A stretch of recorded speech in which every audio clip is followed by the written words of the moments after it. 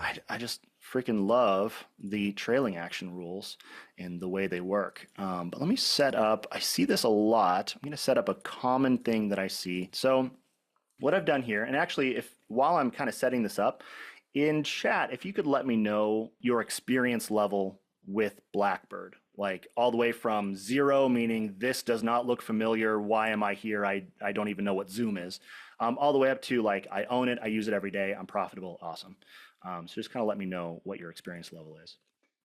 But I'm going to set up a 3 contract system split between 2 order sets. So we have order set A is, in the example I like to show, because I see this a lot, order set A is the bulk of our order, where we have 2 contracts, and it's a little bit more conservative in that we have a fixed profit target. And so if price comes up and hits it, we're out and we're protecting those 2 contracts, hopefully for a profit, right? Order set B, the idea is that it's a runner. And you've seen this in probably even the demo that I might have shown in the webinar. I can't remember what I did there.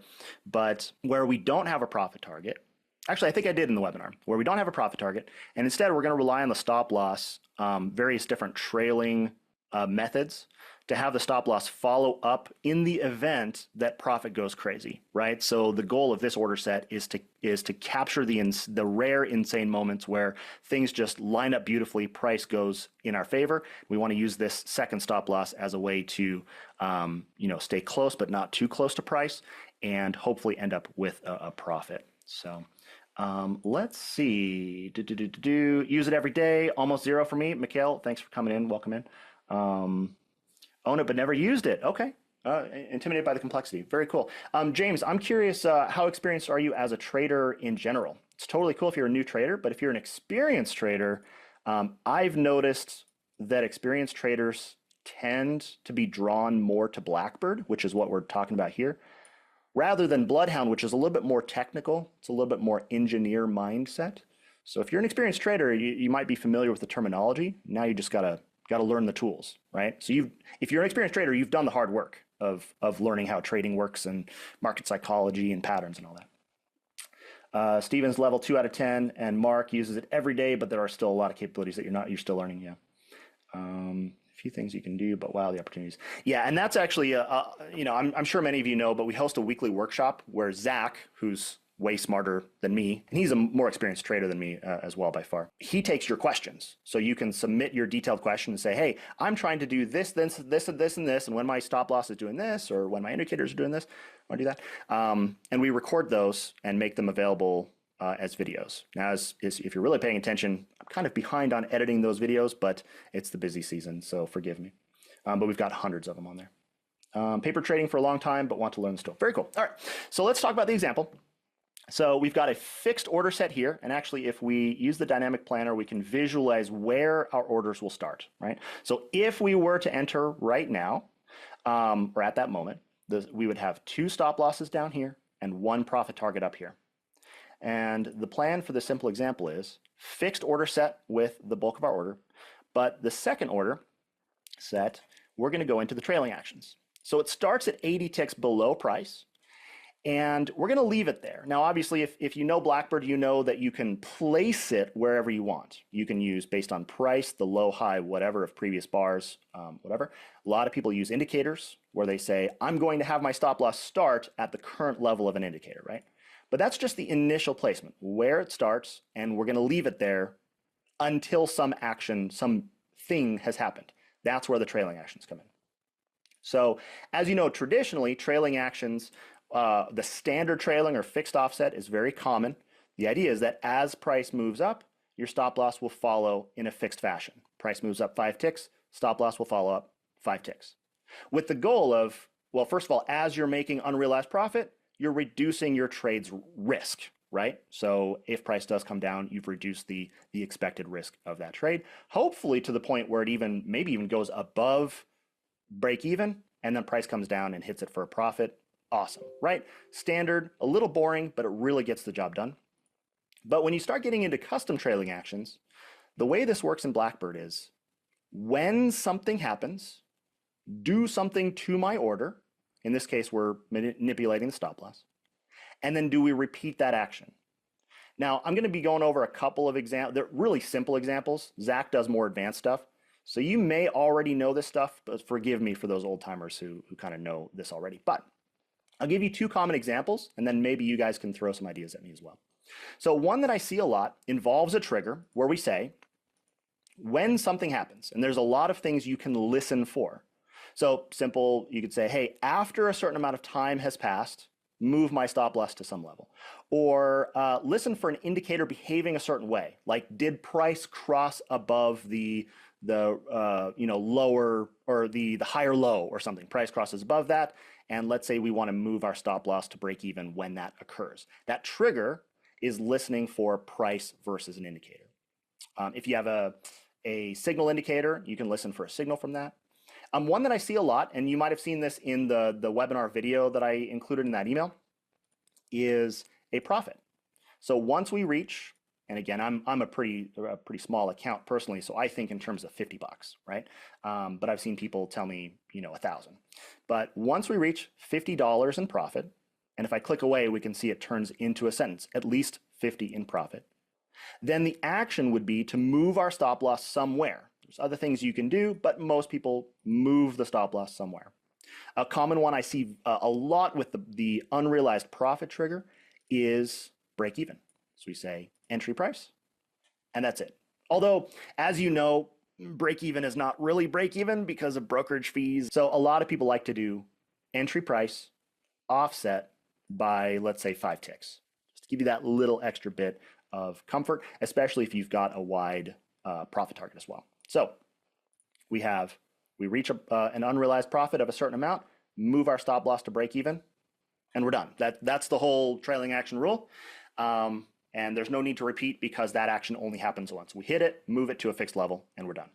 Yeah. One other that I see a lot is where we effectively attach a stop loss to an indicator. And again, you've seen this in that webinar, but I don't know how many of you people actually, how many of you actually click that link or have seen that. So forgive me if this is rudimentary for you, but this is so common where they say, you know what, I'm not even going to listen for a trigger. I'm just going to always move my stop loss to the current level of an indicator.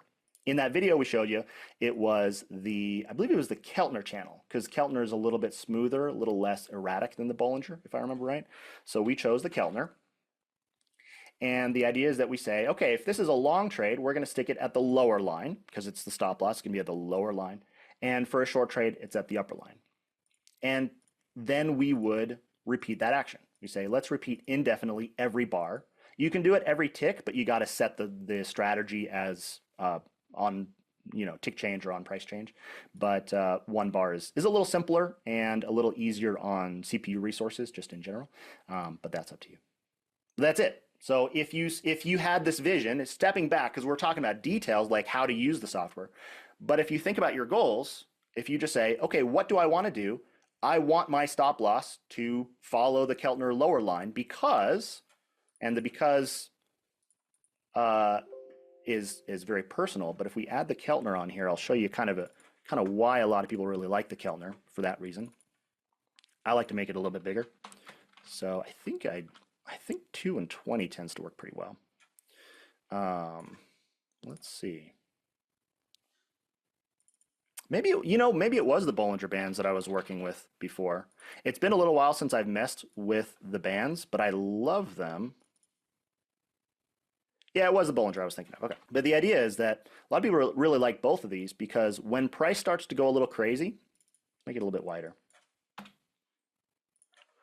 When price starts to go a little crazy, the Bollinger Band tends to widen out and get out of the way. And so I've been told by more than a few people during our little demo sessions that I do, where when price starts to move, we want to give it room, especially with the profit target, so that it has a chance to start moving. And then as things start to consolidate, the fun part is over, it starts to smooth out, then those bands tighten up and our stop loss is right there ready to get hit, hopefully for a profit, right? We showed you that in that video. But that is one common thing that I see a lot of people do is just, hey, follow that indicator until price comes down and hits it, because the stop loss will not widen away from price. It's just going to come up and then stay there until it gets hit. Yeah. Just a simple example, but I'm curious what y'all think so far. I know it's rudimentary for experienced Blackbird users, but for new users, oftentimes when I'm talking one-on-one, even these little things, I get the feeling that it tends to blow a few people away because they're like, I mean, it sounds so simple, but a lot of tools just don't do this. And then once you start exploring and seeing that people can actually layer on rules and say, you know what, whichever of these three rules happens closest to price, move it to that level or whatever. There's a wide variety. There's actually quite a lot of depth in here of layering stuff. But I don't tend to talk about the super deep stuff because it kind of overwhelms new users. So we're not going to get super deep into that, but there's some really amazing examples in the workshops. That's pretty much what I wanted to talk about is the trailing action rules. Share that with you. See if you had any questions or ideas that you wanted to work through. And also, a lot of people miss the fact that you don't need to do trailing actions only on stop losses, right? So one example I've seen a lot of people do very effectively is they'll start working on their entry order. So if I have, let's say, a limit entry, and I want it to follow the price. Let's say we enter that or submit the order, and then price starts moving down. Let's say it's a long entry, price starts moving down, and they tell me they want to have the limit entry follow the price down so that we're not in that order yet. We haven't actually hit the limit yet, but we're allowing it to get a better and better and better fill until price comes up and hits it to actually fill the order. I've seen people do that, and I've been told it's very effective. I'm curious what you think about that. Do you feel like that would be a pretty useful trailing action rule focused on the limit entry, or do you think this is the most of the juice here is with the stop loss? Let's see, Mikhail, can you create a custom strategy on the fly? Fairly simple one. Yeah, I've been doing this for a long time. I mostly focus on simple stuff, so you can hit me with your idea. But if it's a little too complex for me, definitely join Friday's workshop with Zach. So hit me with your idea. Let's make some. Okay, so I'll let Mikhail kind of write that out. You'd like to see the entry idea, yeah. So so with that, we're talking about the same idea as if we were to follow the price or follow an indicator, but instead of an indicator, we're going to follow price. So we don't need a trigger. I mean, you could say, hey, start trailing after a certain event has happened and only then start trailing. But let's say we just want to always follow the price down with the limit entry. When we go in here, we're going to keep it on price as the mode. We're not looking at an indicator. And we're saying, let's look at, there's a lot of things you can do. I would think that would probably stick it at maybe the high of basically the current or previous bar, right? So we just say, wherever the high of the bar was, let's offset that above it by X distance. Be 5 ticks, 10 ticks. Could even be, I've seen people do this where they base it on an indicator for the offset. This is another thing that's kind of a little brain bendy at first until you see the example of the ATR, which is the most common use for this. So actually it defaults to the ATR because it's by far the most common. So actually you would choose the indicator, but we chose the ATR, 14 period. So basically we're saying you can even do 2x the ATR, or actually that's probably too wide for that. Let's just do 1 times the ATR. So we're basically saying, looking at the high of the bar, the previous bar on a live bar. So we're saying, let's say this is the bar we're looking at. Move our entry price, the distance of the current value of the ATR. You know, the ATR sort of tracks the range of previous bars. So we're saying whatever that sort of average true range is, take that value and offset my limit entry above the high by that amount, somewhere up here. And so by doing that, if we do it every bar by repeating, we're saying, hey, grab the current ATR, stick it at that distance from the high. And then on the next bar, it's going to reevaluate and say, okay, it's a little bit lower. Okay, it's a little bit lower.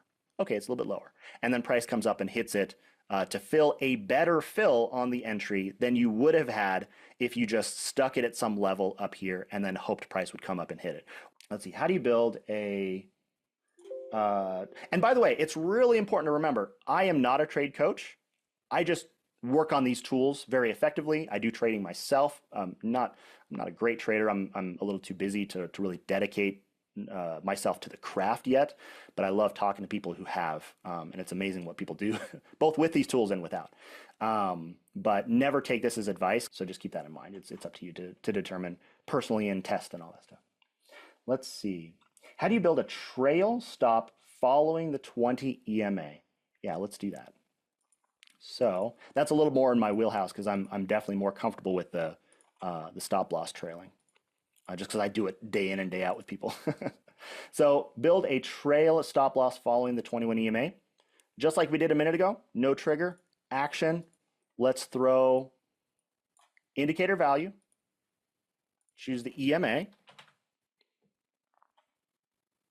double click to say that's the one we're looking at, and you said 21. So you just kind of go down the list. You gave me the details, EMA, 21 period. The EMA is really simple. It only has one plot. So we say whether it's a long trade or a short trade, we're going to use this plot for the trail. So we've chosen EMA 21, no offset. So it's just going to be following it. If we click away, then we repeat that action indefinitely every bar, or again, you can do every tick in profit or whatever if you set up your strategy to support that. To repeat indefinitely. And that's it. So when we actually enter the trade, and again, this is pre-planning these actions, so we're not actually in a trade right now, obviously. But when we're in the trade, we have told it, and actually, you know what? Let's set up the initial placement so we can at least see it interacting with that EMA. So I'm going to go ahead and set that up. EMA 21, no offset. And so now, if I add the EMA to the chart, let's get rid of this guy. If I add the EMA to the chart, there we go, 21. Now, obviously, since this is a live chart, it's not going to be very useful for me to just enter a trade and show it, but I can do the dynamic planner to show you that it did detect that properly, where we say, okay, if we were to enter now, and I could, I mean, I'm on sim, so I could go long now. But actually, this is a perfect example. So it won't, because you might have caught that when I did the dynamic planner, it marked it as invalid, because for a long trade, this is one thing that a lot of people get tripped up on. They start using Blackbird, they start playing around with all these ideas, and then they email us and say, hey, it's not working. You know, maybe I set up a BloodHound signal to trigger an auto trade, right? So the BloodHound signal triggers the trade for me, but nothing's happening. I see the signal, but it didn't enter a trade.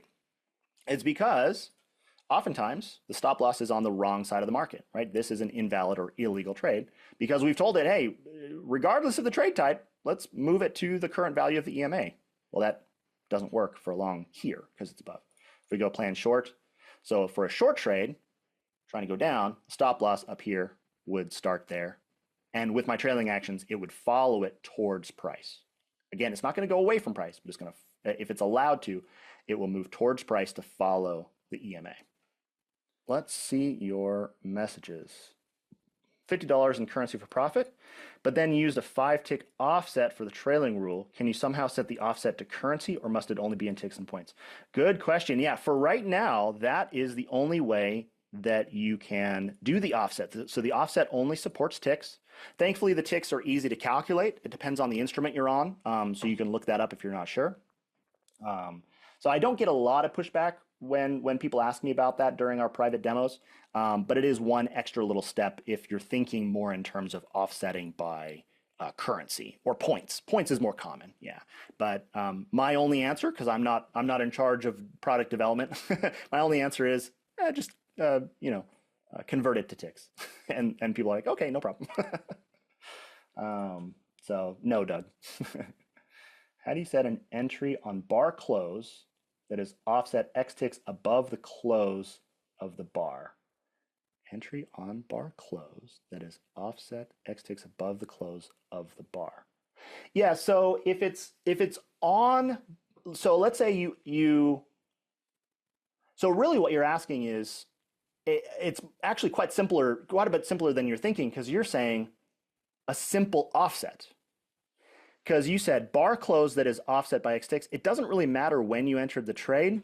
or where the bar is, because you're just saying X ticks above basically where you submitted the order, which happened to be on bar close. And so, James, what you described is actually a simple initial placement offset of price. So you're saying, I mean, the default is average entry price, but you can say last or close. I believe if I'm thinking about it correctly, those would all pretty much be the same. So you're saying the close of the bar or last price. It's sort of the same thing because you're saying offset X distance ticks, either minus or positive, minus usually for stop loss. Offset it from where you submitted the order. And that's really all you need for what you just described. It doesn't matter if you're on Ranko or Minute or whatever. Let's see. And for anybody who came in new, that as you can tell, this is just a casual session. This is not some kind of sales webinar. Although I guess I should throw it out there. If you are new and you don't have Blackbird or BloodHound or anything, we do have a Black Friday sale going on until November 30th. So don't hesitate on that. If you're planning to buy, you're going to save about $500 off the most common bundles that people buy. So, I mean, hey, I'm here. I might as well sell a little bit, right? Okay, so initial stop and target 50 ticks. All right, let's think about this. All right. I didn't expect some good questions here. All right, initial stop and target 50 ticks. Okay, so yeah, let's build that out. So let's actually start totally. Let's go ahead and just open this and we'll clear it out. Okay, you didn't mention order type, so I'm going to stick with market entry. I'll go the simplest. Initial stop and target are 50 ticks. So we'll just do profit target custom, 50 ticks, positive 50 above price. And we're done. Stop loss, same. Let's build that. And there are a bunch of presets in there, but I like to go custom. I feel a little more in control with custom. So we're saying 50 and 50. Let's visualize that. So there's your, and again, this is on the MNQ. It doesn't really matter what your instrument is. So 50 ticks above, 50 ticks below. And then you say, if trade goes against, or goes 25 ticks against, tighten the stop to minus 40. Oh, I like that. Okay, so price comes down halfway down towards, so say price comes down halfway, and then doing that will trigger the stop loss to be pulled up just a little bit, 10 ticks basically. Trade goes to plus 20 ticks, move the stop loss to break even plus 5. I like it. Conditional on volume of 1,000 lots on the ES. Once the trade is 30 ticks in the money, okay. Take 3 out of 3 of the position, I'm guessing 3 contracts of the position off and move the stop away to price by the lowest of the last 4 bars for long and highest of the 3 bars when short. Okay, we're gonna, 2 out of 3. Okay, you got a typo. Okay, we're gonna work through a little bit of this, but I will say this, what you just gave is an excellent example for the workshop. So we're gonna work through it a little bit. If anybody says they're getting a little bored of it, join the Friday workshop, and Zach is way more experience of actually like working through these and building them out. So we got 50 and 50, 50 and 50. Trade goes 25 ticks against. All right, let's go into, let's see, tighten the stop. Yeah, so we're in the stop loss. Let's go custom. And we're going to say if price has a loss, an unrealized loss of 25 ticks. Okay, so unrealized loss of 25 ticks. If I click away, turn it into a sentence, at least 25 ticks in loss. Then the action would be, you said, move the stop loss, tighten the stop loss to 40 ticks. Perfect. So what you actually are saying is 40 ticks below the entry price. So you're basically tightening it by an extra 10 ticks. So we can go OCO, entry price, minus 40. So over here, the initial was minus 50. Now it's minus 40. And that's it. There's no repeat necessary because it's just a single action. When that happens, move it. And then you say, if trade goes to plus 20 ticks, okay, so sort of similar, yeah. Then move the, let's see, hold on. If trade goes to plus 20 ticks, move the stop to break even. Okay, cool. Let's do another trailing rule. And we'll say, if price goes profit by 20 ticks. I like it. This is very specific. You've thought through this. At least 20 ticks in profit. Move the stop to break even plus 5. Okay, pretty much what we did a minute ago. Entry price, so still entry price, but we're doing it above. Offset by 5 ticks. And again, no repeat necessary. When it happens, it moves and leaves it there. Now you say conditional on volume of 1,000 lots. Volume of 1,000 lots. I'm not 100% what you mean by that. I would guess that you are talking about like only take these actions if the volume is above a value of 1,000, but that I might be using the wrong terminology, or you are, or something like that. So I'm going to leave that to the side, but that is something that you could, let me think about that. I'm pretty sure you could do that by layering on trigger action rules. You'd probably have to do the advanced tab, which is a little scary for me, only because I have little experience with it. I let Zach deal with that, but he's done some amazing stuff with it. But this is where you can layer on rules and say, I require a profit, but also require another rule simultaneously. So we have all simultaneous. So we can say, I also require, I'm guessing he would probably do indicator value. If you're talking about volume, I'm just guessing that's what you mean. So we can say, if an indicator value, and we would choose volume, or your preferred version of volume. That volume, let's see, did it take it? Double click. Yeah, there we go. If the volume is greater than 1,000, right? I believe that's how you'd set it up. This is more Zach's territory. I get to just deal with the simple stuff as sort of a glorified sales guy, right? But I'm pretty sure that's how you do it. You say, if the profit is at least 20 ticks in profit, and also simultaneously, the indicator is greater than 1,000, the volume. So let me see if you gave some clarity on that. Mikhail, conditional, yes, per bar, 1,000 lots at stop price, volume filter at price. Yeah, gosh, I'm not really interpreting this very well. So I'm sure it's super simple, but I don't know if I've got it right. But yeah, that should give you an idea of what's possible, and then you can leave this and be like, oh, Keith was kind of dumb. Let me just bring this to Zach and actually get a good answer. And he has it built in. Okay. I'll let you kind of run with that. By the way, if you didn't know where to find it, on our website, under the support menu, go to training workshops. I get to refer you to the smart guy. And then Blackbird workshop every Friday at noon. Register for it. It's free. It's just a Zoom series, basically. So you'll get an email from Zoom with the link to join each week. So if you don't want to join, or you don't have time or whatever, just delete the email. No harm done. If you don't have a specific question, I will say Zach is not an entertainer. We're so used to YouTube or TikTok, God forbid, or any of those. Our brains are so used to being constantly entertained. He is there to be like, okay, what are you trying to do? Let's teach you to fish. And that's his whole role. So don't go in there expecting to be entertained. So if you don't have your own question, scrolling down on this page, list of workshop videos, this is a great source to kind of browse and nerd out on how other people use these tools, because nearly all these questions come from real customers, or real users, at least on trial. And so when you click on one of these, that takes you to the video of that topic.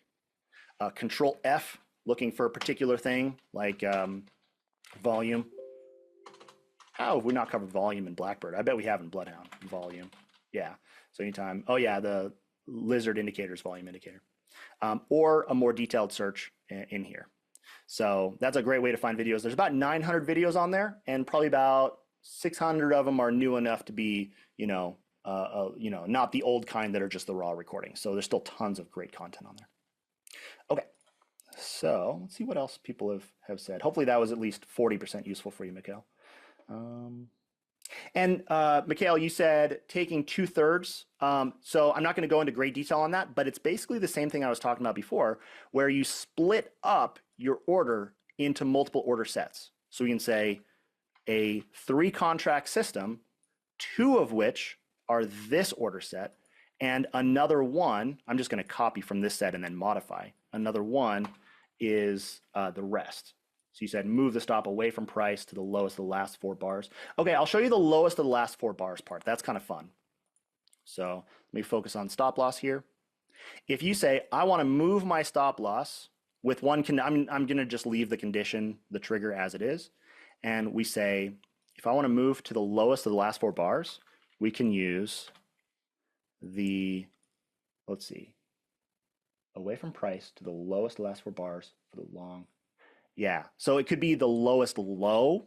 That might be what you mean, or the lowest close value. But let's say it's the lowest low. Of the let's say the last 4 bars, 1, 2, 3, 4, it would be basically right here because that's the lowest low among those 4. Might be this one if we're, I need to close this window to see it, but it'd be the lowest low of those last 4 bars. The way we do that is we say low, look back period of 4 bars, and then the min value, min just being lowest, yeah? And you'll notice it's kind of cool because we assume by default that if you're doing that for a long trade, you want to do the opposite for a short trade. So we're looking at the low for a short trade to be the high and the max value, the highest value of the last 4 bars. You can override that, but that 99% of people I work with, they're like, oh yeah, obviously that's what I want. So hopefully that helps, Mikhail. If you have multiple named steps for trailing, this is from Mark, does it automatically choose the one that puts it closest, or is it based on the sequence of the named steps that the trigger steps are in? I'm assuming closest based on name, but want to confirm. Yeah, so it's actually up to you. There's a few things that you can do. So by default, this is what most people do, is action closest to price. So if you got multiple, by the way, he mentioned named. Yes, it can be very helpful to name your rules. So when you come back to this, 2 months later, you remember why you did it, right? But by default, so every repeat or every time it detects a trigger, it's going to evaluate which of those 3, if multiple were triggered at the same time, which of those would move it closer to price. And that's where it'll move it. But you can say whichever one triggered first, and so the order of these matters, or last, or farthest from price, right? Now, the first and last, I'm a little rusty on exactly how you'd order them and stuff. That's why the documentation is very helpful. So we go documentation, Blackbird. It'd be order sets, because these are rules inside the order set rules. And then actually, I like to do Control F first and see action, let's see, furthest, if I can type right, let's see. It's probably evaluate using. Let's see if we can find it. Evaluate using. There we go. Trailing actions tab, evaluate using, and then, yeah, closest price. If multiple trailing rules trigger at the same time, oh yeah, first action. The first trailing rule that moves the order will always be used to move the order. The first rule that moves the order will always be used to move the order. Okay, I think it's just the order that you have them listed here, but that's actually a little clarity that I'm going to ask Zach for, because he wrote the documentation. That's a detail I'm not sure because I've never used that feature, but yeah. Also, never hurts to test it. Sim 101, you can't break anything, so give it a try, see how it behaves. But you can also email support. Mike and Zach are more knowledgeable than me on the details. Okay. Short, or he wants to trail previous bar with an offset. Yeah, let's see. What else you guys writing here? Trade using the signal bar. For example, say the bar that straddles, and I'm not sure actually if you can see my chat, but you can see each other's chat. So let's say, okay, signal bar. For example, say a bar that straddles the 21 EMA line, high above, low below, okay. Pick a trade direction, looks like short today. How could I capture the high of the signal bar for a stop loss value and the low of the signal bar for a stop order value? Oh, interesting, okay. And when you say signal bar, I'm assuming you're talking about BloodHound signals. So you have a BloodHound signal that you've established. And just to visualize it, we can add it here. And I'll just get signals on here so we can just kind of see it. I'm going to use our new snippet library. This is just examples. I'll throw the classic stock signal just for an example here. So let's say, okay, let's find a nice, yeah, long one right out in the open. Perfect. So is this what you're talking about, Doug? Let me scroll down and see if you've, no, you haven't. Okay, no problem. So let's say this is your signal bar and you want to, so you're sort of picking the trade direction. That's sort of subjective on what you're deciding to do. But you could capture the high of the signal bar. So basically this is the signal bar, and you want to sort of hold on to the value which is the high of that signal bar. And basically what you're asking, it sounds like, is carry that forward so that future bars have access to that level. So you can use that level as the stop loss value or the low of the signal bar for the stop order value, things like that. You can take it generally. Let's see, Doug, yes, that would be a signal bar. I want the values to use it. Okay, cool. So this is something you absolutely can do, but it takes a little setup using the BH setup bar prices indicator, which comes free with BloodHound.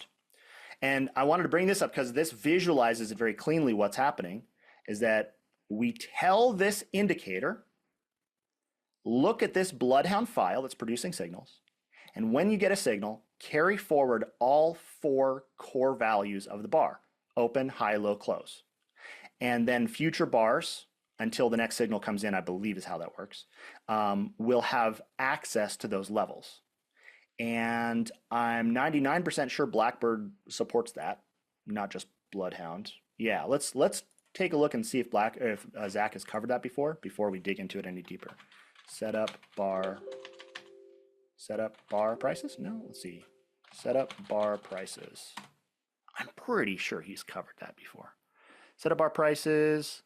How to set up a no? Let's see. 99% sure. Well, if you'll humor me, I mean, I can set something up really quick and see. I bet we can do the initial placements and see if that works. So let's save our work. Doug's amazing question .bht. Okay, and that'll provide the signals that. Let me think. Yeah, you don't need to create another. So I'm just thinking, you don't need to create a unique file for it because you're using these as your entry signals as well, it sounds like. So this would be your entry and your setup bar prices. So go on Blackbird, let's take a look. I've never actually done it this way before. So let's set our profit target, the initial placement, to an indicator value, and we're saying, look at the setup bar prices. This is a helper indicator that comes with BloodHound. BloodHound setup bar prices. And this lets us choose a BloodHound file. So we're going to choose Doug's amazing question. And then we're going to choose the plots that we want to involve. So for a long trade, so let's step back. Remember the context of what we're working in because we got a lot of freaking windows open here. So we got profit target. You can tell we're in that because it's outlined in green. So we're manipulating the profit target. We're setting the initial placement. So for a long trade, let me see what you wrote. Pick a trade direction. Capture the high of the signal bar for stop loss value and the low. Well, stop order value, we're not going to get that granular, but let's pretend like you're doing profit and stop. That'll give you an idea of how this works. So for a profit target, we're going to stick it at, let's say, the high of the bar, of the signal bar, and then short for a low. Now, again, I haven't done this myself, so I don't know for sure it'll work, but I'm pretty sure it does. So saying, hey, look at that indicator, using that high and low of the signal bar. Shoot, I'm not 100%, so let's test this out. So we set it to no offset, just wherever it is. Hit OK, and I'm just gonna set the stop loss at the low. So we'll do indicator, setup bar prices. We'll do low and high for a short trade. Cross your fingers. Actually, the more I do, the deeper I go. I'm not 100% sure how this will work. So let's take a look. I'm going to. Let me refresh the chart just for comfort here. And we'll see. Okay. Now this is a different indicator. Let's see swing size lows. So actually, we haven't got a signal in a while. So I'm not sure. Let's take a look. So if we plan long, where does it get stuck? No. Okay. It sticks it way down there. Oh, at 0. Probably because there isn't a recent signal. Let's go modify that file and make it so we get a lot more signals. So there's one more recent. If Zach was watching this, he'd probably be slapping his face. It's like, Keith, that doesn't work, or you're not supposed to do it that way, whatever. I don't care. Okay, let's take a look. Okay, so the most recent signal is right here. And we're going to test it one more time. We'll go in there. I'm going to reload it just to be, actually, I'm going to reload the entire chart. If this doesn't work, I'll still send you to Zach, but this is my first instinct on how it would work. Okay, dynamic planner. No. Yeah, there might be a reason why it doesn't work, or I'm setting it up wrong. But that's in theory how you would do it because the indicator does provide those values. But maybe there's something else that you need to do to get it to work. Let's see, Doug. Seems the way you're going, I would have used the blue entry for one setting and the orange stop for the exit. Blue entry. Yeah. When you were saying the stop order, you can do that with the entry as well. I was just thinking more in terms of profit and stop, but you can do it with the entry as well. You just have to modify, make this a stop entry. And same idea, initial placement, set it to an indicator value, and assuming that it works and you set it up right, which I might not. Oh, maybe it's this. Maybe this. Let's test this out. New logic, yeah, because inside that file you have to choose the logic template. Maybe that's the only issue. Let's just, who knows? Let's take a look. That might have worked. Okay, let's go back and modify those. And actually, you didn't mention a profit target. I'm just going to leave that out for simplicity. Go in there. Inside the file, we created a logic template. That's the rules that produce the signals.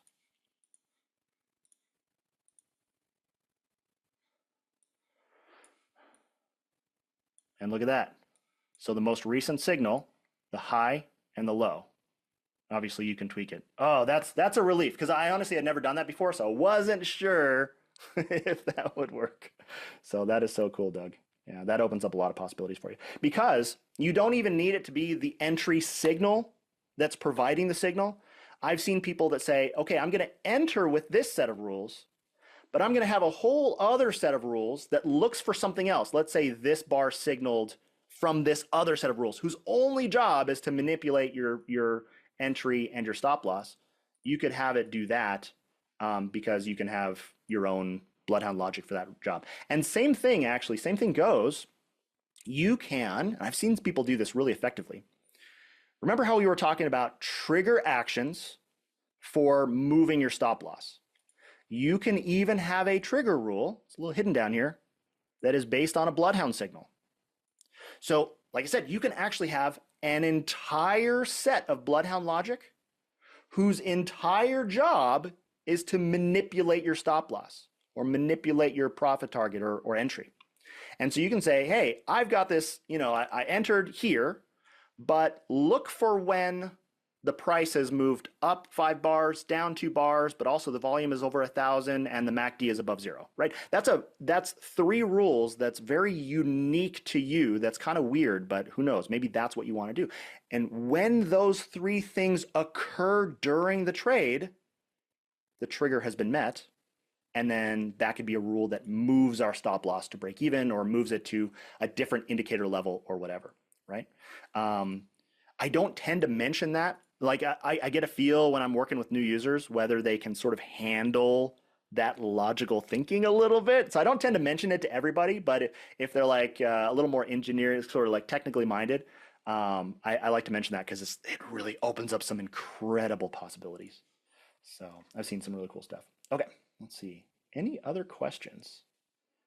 I hope this is useful for you guys. I know this is probably the first time we've ever done something quite like this, where it's kind of just a casual demo, just chatting about what's possible. Also set the stop like to never lose more than 30% of the trailing, like the Apex Studio rules, 30% negative P&L rule. If unrealized losses reach 30% of the daily profit balance, positions must be closed or scaled down. For example, if the profit balance is $4,000, drawdown should not exceed $1,200.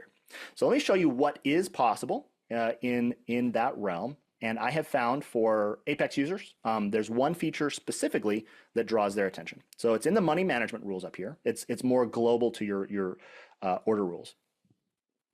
Now, most of this only kicks in if you're automatically entering. So you use signals to enter your trades.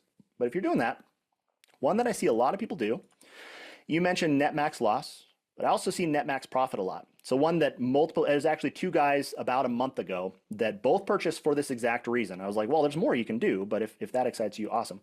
Where they both had the number of $500 in their mind, where they said, I don't want to exceed $500 in profit in any given day because I don't want to accidentally hit $2,000 and either my prop firm sees it as being inconsistent trading, 2,000 one day, 200 the next day, that doesn't look good. Or it might, depending on the prop firm, it might increase their requirements the next day or expectations. Now I'm talking in general terms, I'm not a prop trader personally, but many people have told me that is an issue. And just being able to cap your profit, meaning stop entering new trades for the day once I reach $500, that people have really grabbed onto that idea. And correct me if you think that there's something else there. And then net max loss, same idea. You can set it by dollar amount if you want, or there's also the account risk. This is a detail you're going to want to read more into the documentation on how it works. But you can do like risk per trade based on and it's per trade. So in this case, it's per trade. So not quite what you asked, but it's say 2% of the account, and you can use NinjaTrader's account size if you want, or set a dollar amount. So you could do 4,000, but any individual trade cannot exceed a risk of 2%. And you want to read these little pop-ups here, and then also, of course, documentation. Because again, I will never lie to you by acting more confident than I am on a feature. It's just a feature I haven't engaged with as much as some others. So I'm not going to tell you, oh yeah, that's exactly right for you. Look into it. Speaking of, all these buttons along here are management buttons. That's what we call them because you got money management, risk management stuff. So management buttons, and then we go money management, daily safeguards is what I was talking about, and then also account risk per trade. So Zach has put quite a lot of work into detailing how this works, examples and stuff. So be sure to look at that. You'd be amazed how many of our customers don't bother to look at documentation, and then they're just missing so many details on the things they use every day. So yeah, I hope that helps. I know it wasn't super detailed, but how can I put money on trading? Not sure exactly what you mean, but if you're talking about like actually getting started with a real money account, our stuff runs inside of the NinjaTrader platform, and NinjaTrader offers futures brokerage accounts. So look into NinjaTrader brokerage. They have a free version that you just pay a little more per trade. So look into that. All right, Mikhail, one last question. Can I back test my new strategy over the past 30 days, tick-based testing? Tick-based is a little trickier for what you would call back testing, which implies the quick back test in NinjaTrader. But if we're running Blackbird, let's go ahead and set back test mode. So if you just want to run it on the current chart, which you can set to 30 days, back test mode. When you're backtesting, you can do, I haven't messed with these settings as much, but there is a way to increase the order fill resolution. So that gives you a little higher detail on the order fill. But at the end of the day, backtesting really only knows the open, high, low, close of each bar. So on bar close, instead of tick by tick, is the way traditional backtesting works. Now, there might be more clever ways to do it. This might actually solve the problem. I haven't done enough testing with this to really be confident on that, because usually when people get to that point where they're like, okay, I feel like I have a good system. I want to take the time to test it accurately, or as accurately as you can. That's where people start getting into the playback connection, where you can actually run it back in time, play it forward, and you've downloaded all the tick data during that range of time. So you can say, for the last 30 days, I've downloaded the tick data for all those days. And so I'm going to play it forward, and it behaves like live data. And so you'd run Blackbird as if it were on a live chart. And that is the most accurate, although a little more tedious way to test a tick by tick. If you're entering trades not on bar close, but mid-bar, like as soon as your rules are met, which, by the way, has its downsides we can talk about. But if you're doing that, then yeah, the playback connection is going to be way more accurate of a way to test that. Once you play it forward, you can look into your performance and look at real time because it behaved like real time trading and see how it approximately would have performed. And by the way, the getting started videos, you're going to be so tired of my voice by the end of all this because I did all these videos. The sixth video talks about, gives a brief example of the playback connection and testing that way. So hopefully that helps. Tomorrow values, okay. Seems we are going to good, Doug, awesome. Mikhail, really great, awesome. Consistency rule and also very helpful. Awesome. Marcus, I'm so glad that was useful. There's more that we can add to make life easier for prop firm traders, but I have noticed I don't get a lot of pushback on like, oh, you're missing this, you're missing this. There's a few really quirky things people like to do that we can't do, but it's getting more rare, so I really appreciate that. Yeah, no intrabar on like quick back tests, but that resolution might help. Let me double check, see if anyone has used the Q&A box. I haven't checked. Where's the Q&A? No, they haven't. Okay, awesome. I apologize. Someone raised their hand a few minutes ago, but I was getting through chat questions and didn't get to it. We're out of questions. I'm curious if there's anything else that I can be useful for you with this. And then also, I'm curious, because this is that time of year, my favorite time of year, because I get to give people discounts. Like basically all of November, we run the Black Friday sale. So I'm curious if anyone had questions about how that works, pricing, licensing, all the details that are worth knowing before you pull the trigger and make a purchase. Because it's been pretty busy. We've been getting a lot of purchases, and I want to make sure people are well informed before they make a decision. So as you know, most advanced, I think this is fair to say. So I try to put this up here to make it really clear, like, hey, reminder, as you know, if you're an experienced trader, most advanced trading tools like this sell for like $4,500 or more. I think that's a fair assessment of the industry. And so I like to remind people of that because like, I love that I work for a place that sells products so relatively low price for what they give you. And so Black Friday time is even better because it's only $1,500, which includes BloodHound and BlackBird, which, as you can see on my little blurb here, BlackBird alone is normally $1,500. So we're basically giving you BloodHound for free. So at least I think it's a great value, and people really dive in during these sales, which is once a year on Black Friday, because they're like, oh, I gotta start automating my trades. I gotta start taking trading seriously instead of just like kicking the tires and just watching YouTube videos of these experienced traders over and over again and dreaming about being a profitable trader, sitting back and sipping Mai Tais. I'm like, no, I'm actually going to take this seriously as a trader. I want to learn the craft of trading, and I need, or at least, I want tools that will help me evaluate systems that I'm learning about as I'm learning to trade and actually execute the ideas that I do have, whether they come from my own brain or someone on YouTube or a book. The Art and Science of Technical Analysis book that I've got that I'm about halfway through. It's very dense. Wherever you get your ideas, you want to validate and see, okay, how do I visualize this? How would this actually have performed had I traded this? It's really hard to do that without tools that make that easier.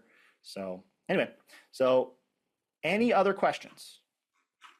The chat is open. This was just meant to be a casual demo orientation meeting for curious users. So I'm going to leave that open for a few more minutes. Trying to think if there's anything new that I'd want to share, because I know some of you are old timers in here, but it's pretty much business as usual. We've got a pretty good set of tools.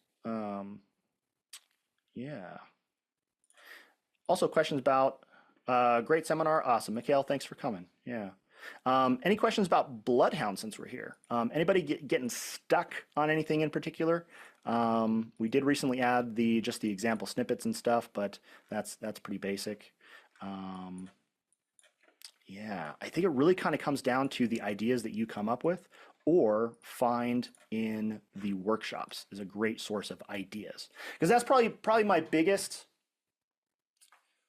pushback from brand new people who maybe are so used to being told how to trade. They say, how does Bloodhound, what are the backtest results of Bloodhound? Like how profitable are you guys? Like if I buy this system and it's going to trade on my behalf, how profitable am I going to be? And I'm in that awkward position where I'm like, we're putting the power in your hands, right? We're not here as trade coaches telling you how you should trade. We're here to be like, okay, we've got awesome tools, lots of examples. Wherever you get the ideas, we enable you to implement them, right? And that's a little scary for some people because they're so used to being told how they should do this. They're like, wait, I can and kind of have to do whatever I want.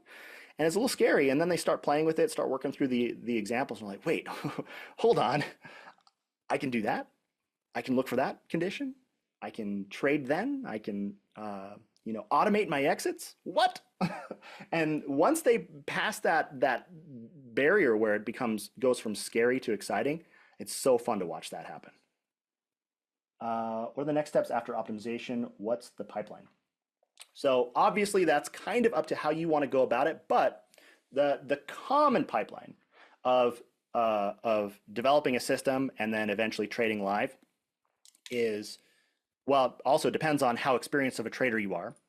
But let's say you're an experienced trader and you just want to implement a trade system that you already know how to trade. Like you're already trading this profitably and you just want to have the computer do it for you. So you've done all the hard work of understanding trading itself and maybe even learning NinjaTrader, right? So now you just need to learn the tools. So you're going to walk through the getting started videos, learn some basic examples that are not your system is not covered in those basic examples. I guarantee it. Every once in a while I'll find someone that's like, that's exactly how I trade. Awesome. But the idea is that you're getting slowly familiar with the concepts and the terminology of Bloodhound and then Blackbird. So you build out a simple idea and you would go step by step. You say, okay, I have an idea that involves the RSI and requires the SMA is sloping in a certain way, MACD is behaving a certain way, and price is crossing, and that's the trigger, right? You learn that sort of stuff in the videos.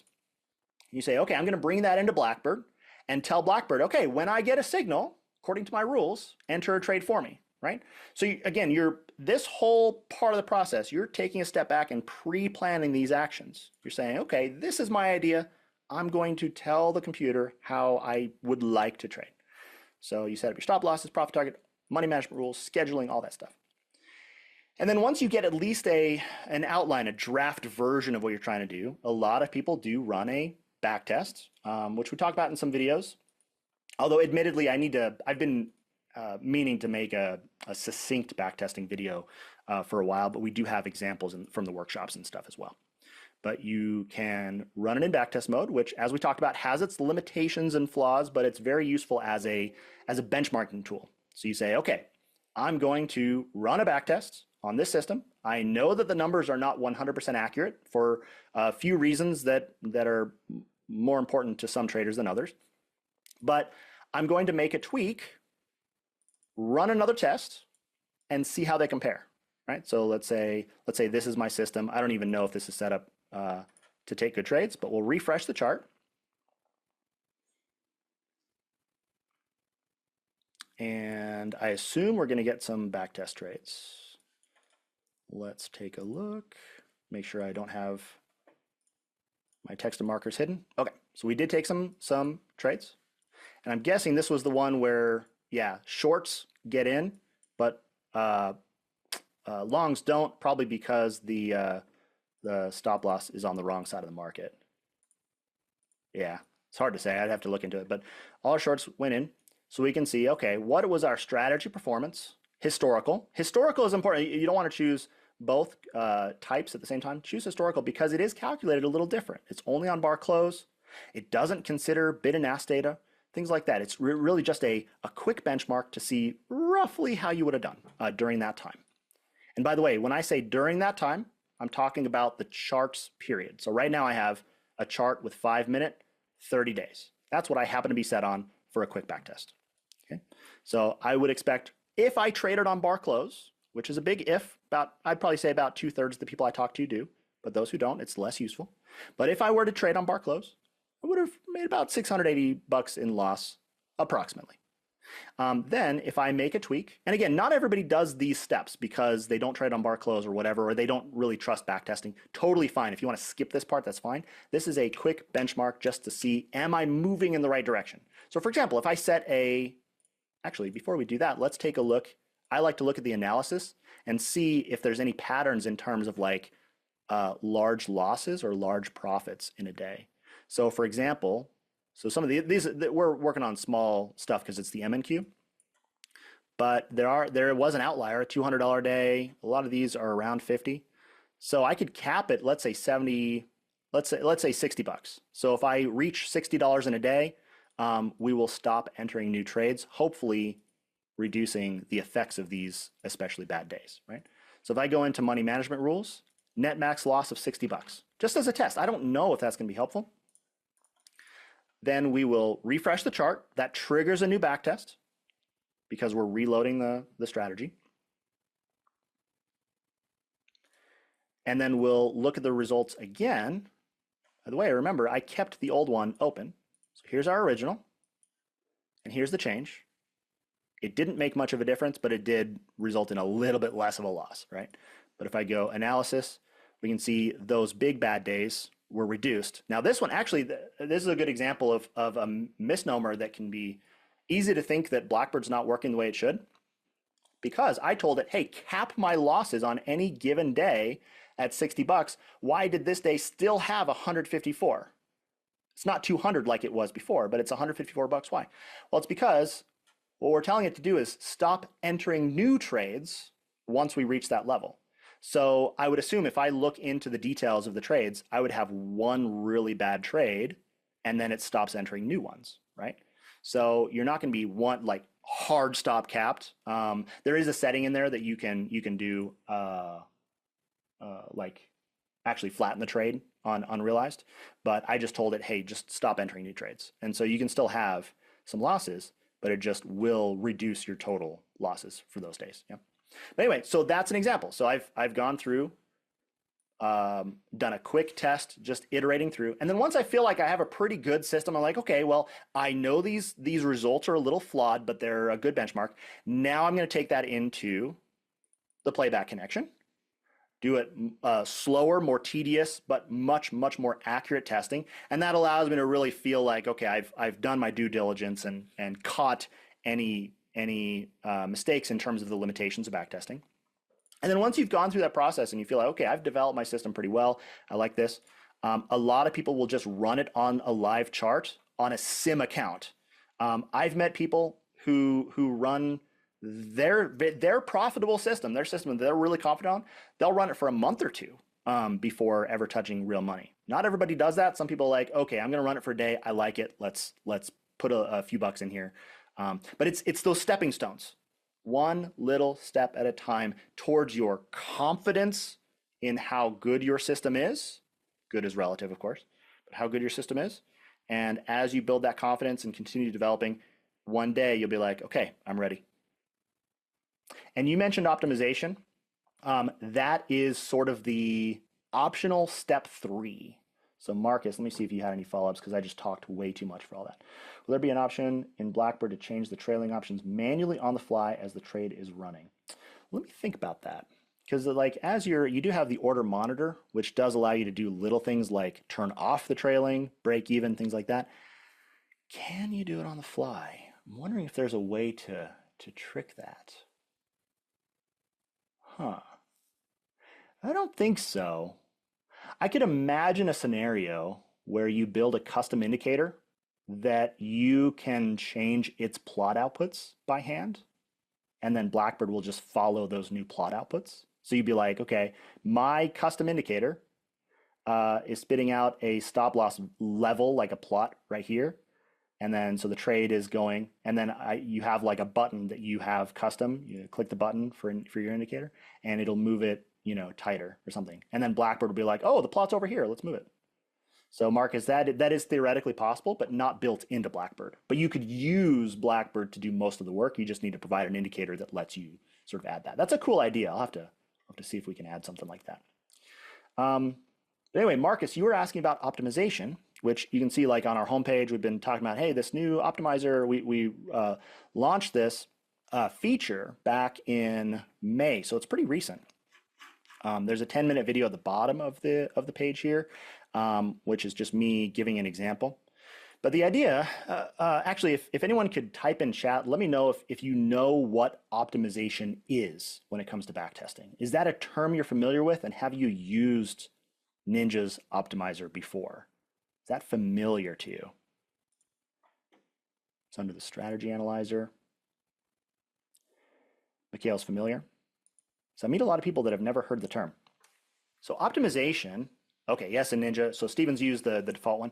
Yeah, so if you have your own like strategy, you've built in Strategy Builder or some third party or something, if it's a simple strategy which provides all of its rules in this window, right, where you can set the period or whatever. There are some strategies that do everything in NinjaTrader's little window. It's a little clunky, but it enables you to use their optimizer because it's sort of like the default.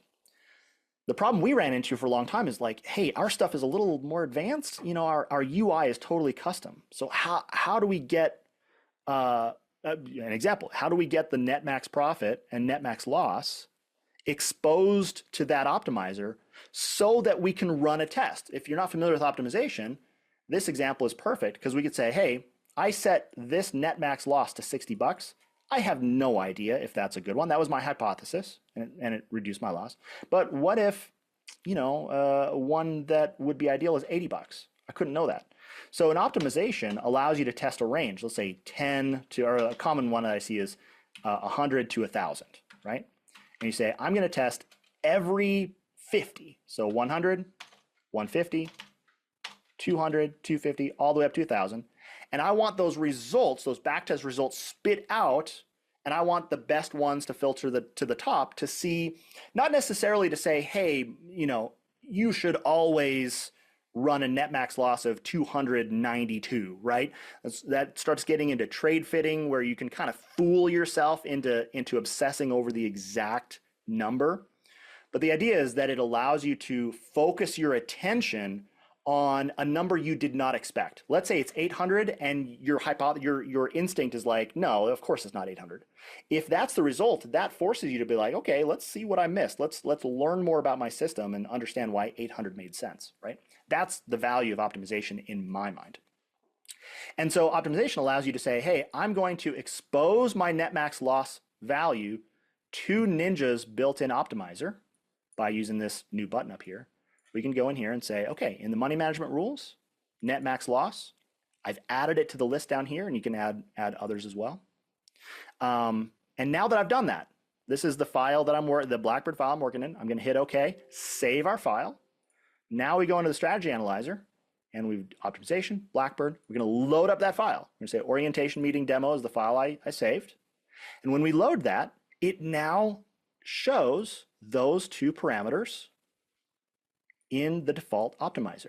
This was the breakthrough that we figured out. It actually was quite astounding when we figured out how to do this, because Ninja traditionally didn't support that, but we tricked it into working very well. So net max loss, let's say you want to test every value between 100 and 1,000 and test increments of 50, right? That's how that works. And for net max profit, let's do the same. And by doing that, I think it's something like 600 tests, something like that. And of course, you'd want to set, set the dates and stuff. When you run it, I'm not going to run it right now, but I'll show you kind of what it looks like. Let's see. YouTube recommendations are dumb. When you run it, it's going to run through. So this one was every 25 increments. It ended up being about 1,400 iterations. Took about 5 minutes to run. And if you think about it, 5 minutes for 1,400 tests, that would take you like a month to do by hand, right? So if you really want to find the best option, then it shows the top 10 performers up at the top here, according to what you consider the performance you're looking for. So we say optimize on max profit factor. So that's the default, but there's a bunch of options in there where you say, I'm looking to filter the best drawdown, min drawdown, or I'm looking to filter the best net profit, just pure net profit at all costs.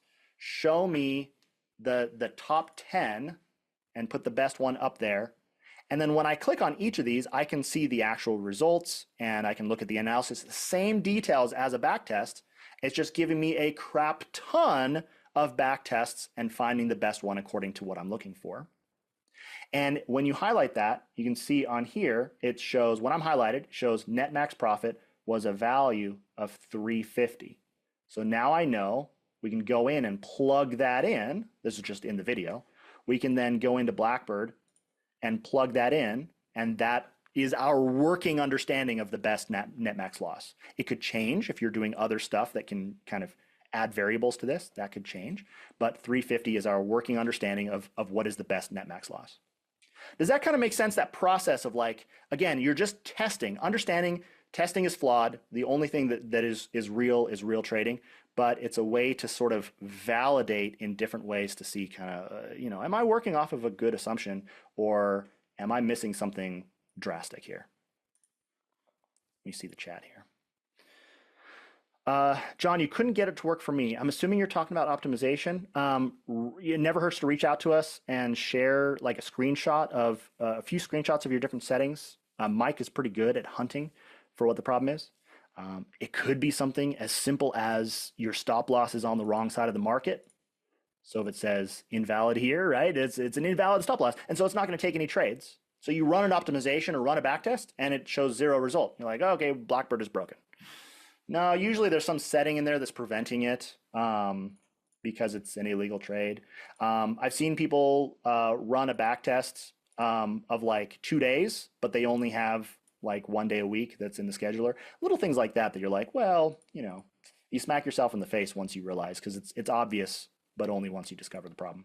So, but yeah, if you really have done your due diligence and you have no idea why it's not working, reach out. Make sure, by the way, I know we're just kind of rambling at this point, but make sure that if you're trying to run a backtest on the chart like I did, where it actually shows the simulated trades on the chart, make sure that you're in the strategies window for Blackbird, that backtest mode is checked. That's probably the most common one where they try to run backtest like we do in the videos, but they forget to follow that step. So, okay, all right, let's see what more rambling we can do here. Let's see, what are the next steps? Okay, I have seen Zach moving the connector from solvers and nodes to the result in order to see the firing of conditions. However, is it possible to stack multiple BloodHound logic conditions on the chart so that the result, the racing stripes, can be seen on one chart, multiple conditions forming a more complex logic output during development efforts? Let's see, so the result can be seen on one chart.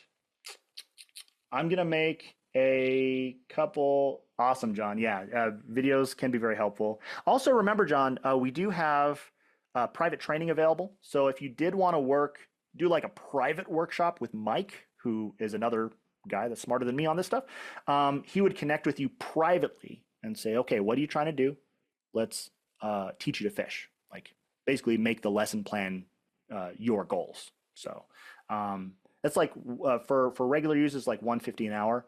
And if you're on the VPS, it's a little cheaper, but yeah. So if that fits your budget, it's well worth it. We have actually a few regulars that hire them basically once a week because they're like, hey, I love this stuff, but I don't have the patience to learn it on my own, or whatever. Some people just don't like learning stuff on their own, and so they just like working with Mike, and it's a worthwhile trade-off for them.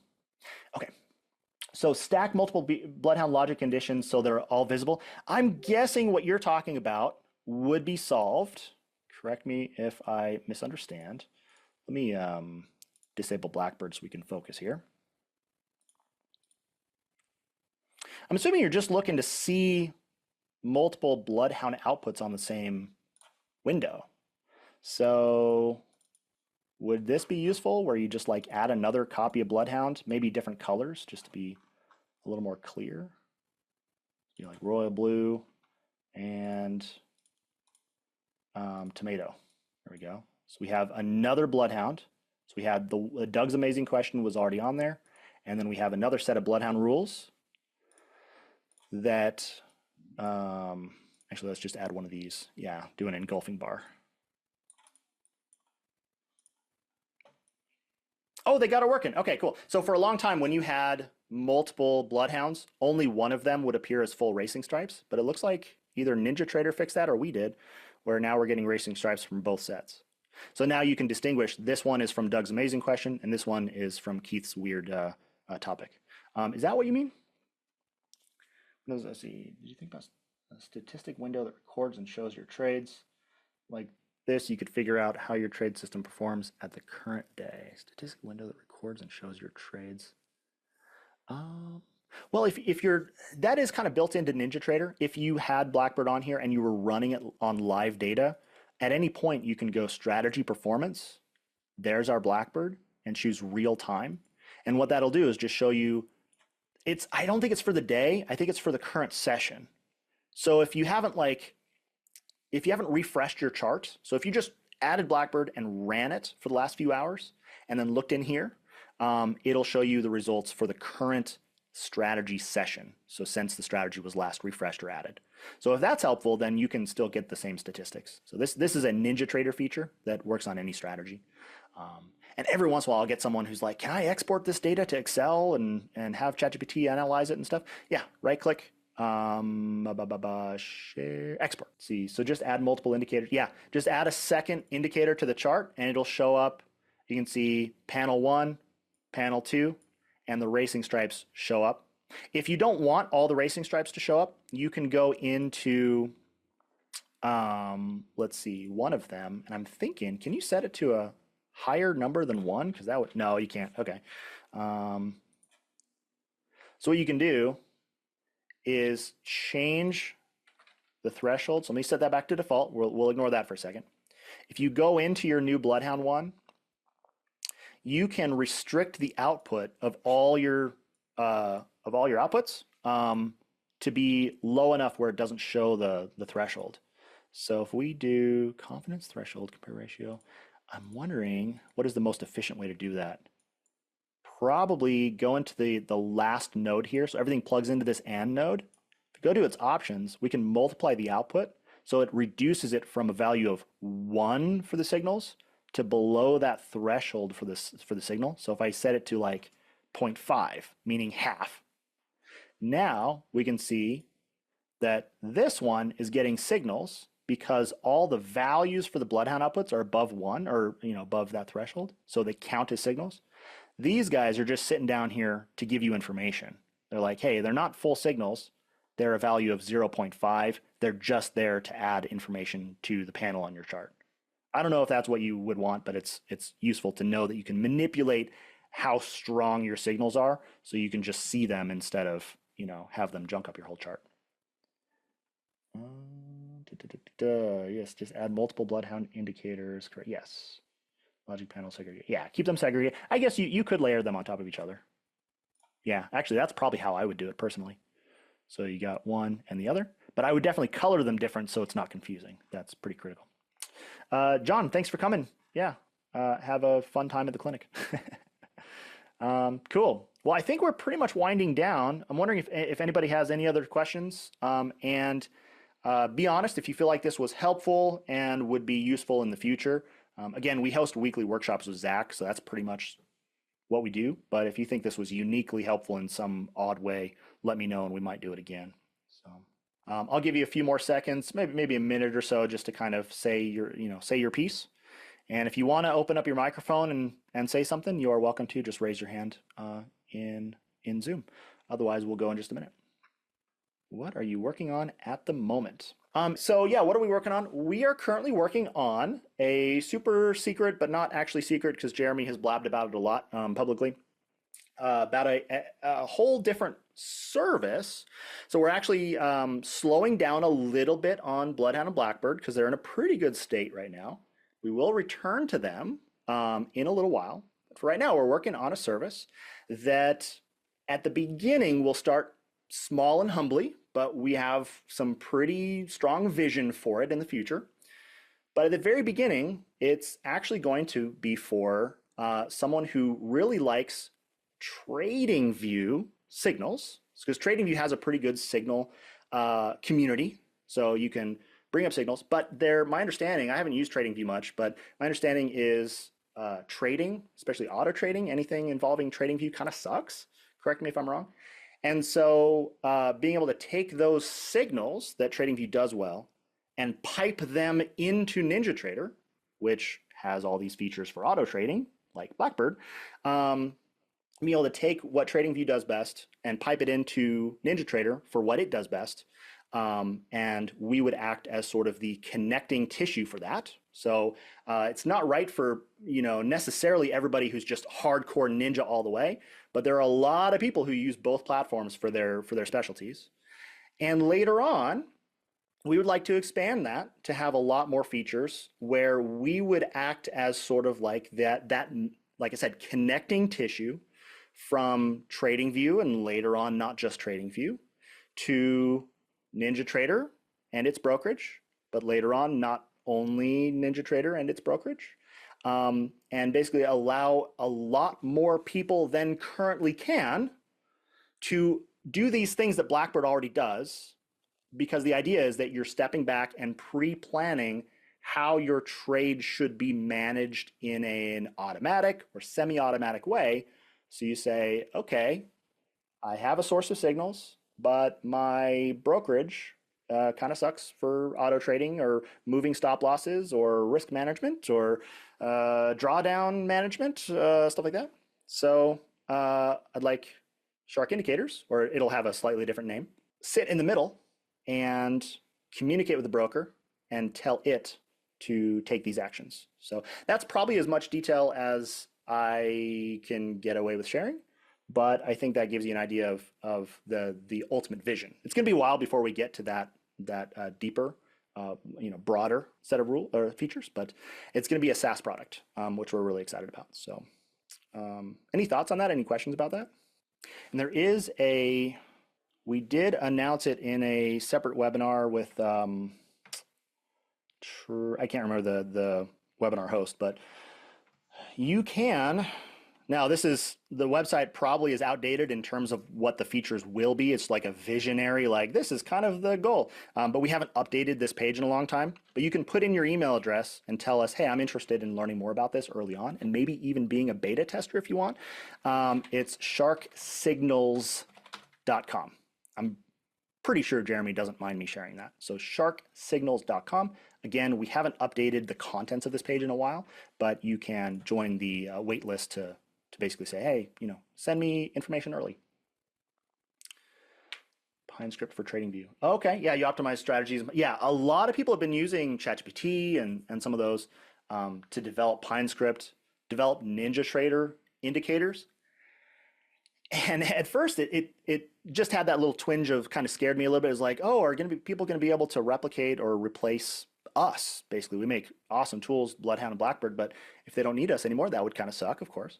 But then I started to discover, well, first of all, we've put in like more than a decade of basically bending our stuff to NinjaTrader's will, which if you've done any NinjaScript programming, it's a nightmare to get something like Blackbird to work the way it does, and it works beautifully. But I've noticed there's always someone who has a really unique, like weird requirement. Like, I need to get into the trade when the volume is exactly the square root of the RSI's value minus 5,000. It's like, we don't do math operations, so that's really unique and weird. So I always had to tell people, sorry, BloodHound doesn't support that directly, but if you hire a programmer to create an indicator that spits that value out, then we can ingest that into BloodHound and use that as part of your broader rules, right?